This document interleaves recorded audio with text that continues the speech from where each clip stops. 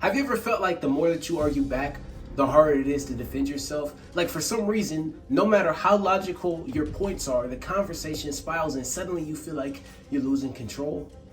That's because real power doesn't come from talking more. It comes from knowing when to stay silent. And by learning how to remain quiet, you're not diminishing your voice, you're actually amplifying its impact when you choose to use it. Silence isn't just about not speaking, it's a tool for personal growth, influence, and control. My name is Ghost from BMSL, and today we're breaking down 2 psychological moves from the 48 Laws of Power. How to use silence to outthink people, and how to outmaneuver people without them even realizing it. Let's dive in.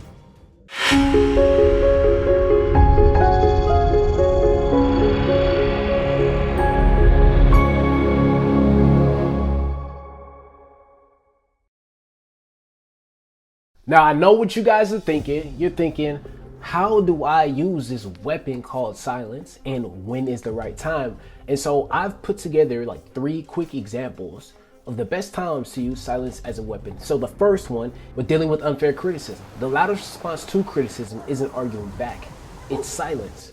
Critics want a reaction if you think about it. The moment you deny them that, you strip away their power. So in the United States, in the UK, in Canada, think about your leaders. Imagine what they would do in a situation when they were constantly being criticized and attacked. They're not going to be wasting energy trying to defend themselves against everything. They're just going to let their silence speak louder than words. And if you don't believe me, look it up yourself. Number 2, dealing with anger.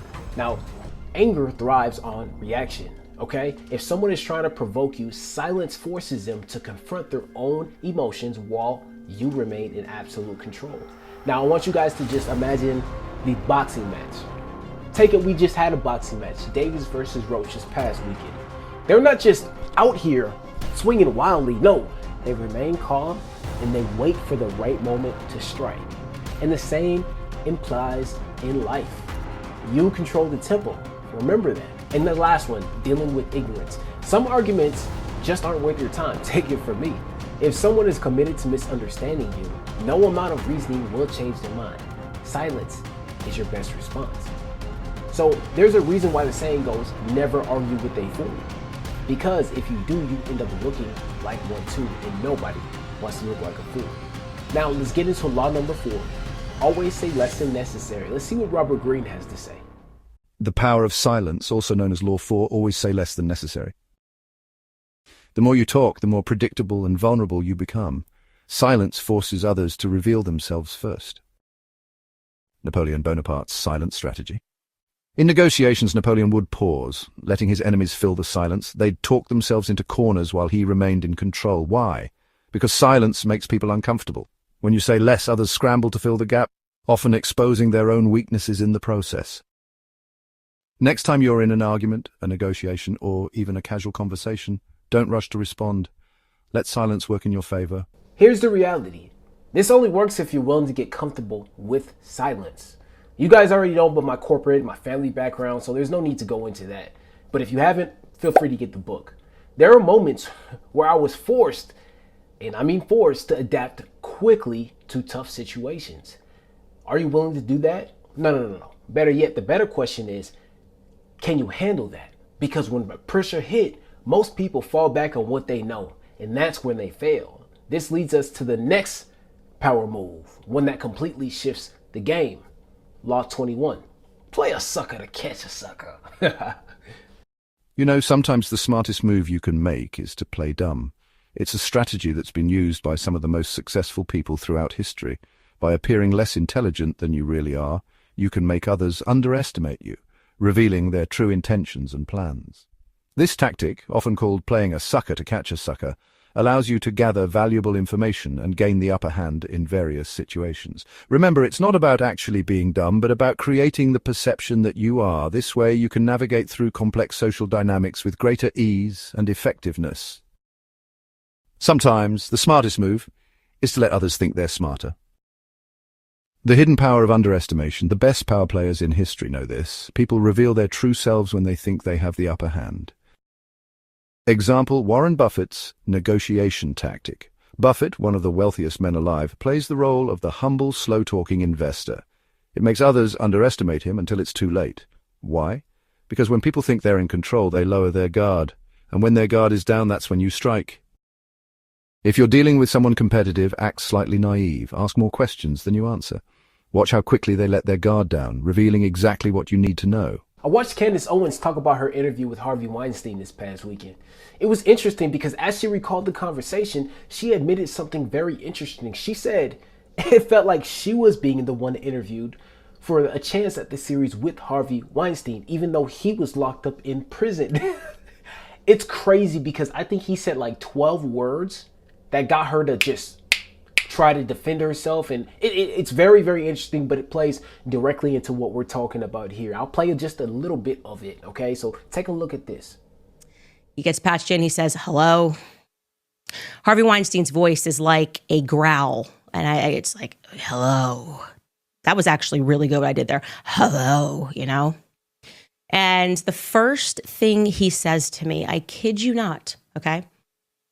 I don't understand how you can support Donald Trump. Okay. Whoa. Stop everything. What is happening? What are we talking about? This has nothing to do with politics. My understanding is you just want me to do an interview with you. I am suddenly saying to him, yeah, and I'm answering and kind of recalculating the conversation and explaining why I support Donald Trump. And that's a known thing. Shouldn't you have already known that I support Donald? Why are we on the phone? And I just sort of answer, and I think I fumbled some, just, the real reason why I support him, talked about the economy and like, who cares? And then he sort of gets into like, what about Kanye? Right. So I'm fresh off of my Kanye in Paris wearing the White Lives Matter shirt. And he's asking me questions about that. And he says, I give a lot of money to the ADL. And I'm going, okay, here we go. I'm suddenly realizing that this is not the conversation that I thought that we were going to be having. I have no idea why I'm on this phone call. And then he says to me, why would I go with you? And he tells me that he's speaking with 3 other people who want to do this interview, who have much better experience and a way further reach than I have, all things that are objectively true. He then says, I've never even heard of this company you work for. He mispronounces the company that I was working for at the time. And I realized at that moment that I was being big timed for Harvey Weinstein and by Harvey Weinstein. And I just sort of sat up straight and recognized that Harvey Weinstein is still Harvey Weinstein. And he's making me pitch myself. Like I suddenly felt like I was trying out for the cheerleading team. Like I suddenly realized I'm auditioning for something and I have no idea. I had no idea I was going to be auditioning for something, and he's very powerful. And I want to communicate that to you guys. Harvey Weinstein is still very powerful. He is brilliant. He is not in prison because he was not innately intelligent and powerful. And I suddenly was nervous. It was so strange. I was nervous and I'm going, why am I suddenly nervous trying to pitch myself to get this interview that I thought I had in the bag? That point perfectly drove home everything that we've been discussing today. Power, control, and silence. As we wrap things up, I want to leave you with this. Silence is a weakness. It's control. Use it to handle criticism without losing power. Use it to control anger and force others to confront their emotions. Use it to outmaneuver ignorance and avoid wasting energy. And most importantly, use it to make others reveal themselves before you make your move. But now I want to hear from you. Have you ever used silence to your advantage?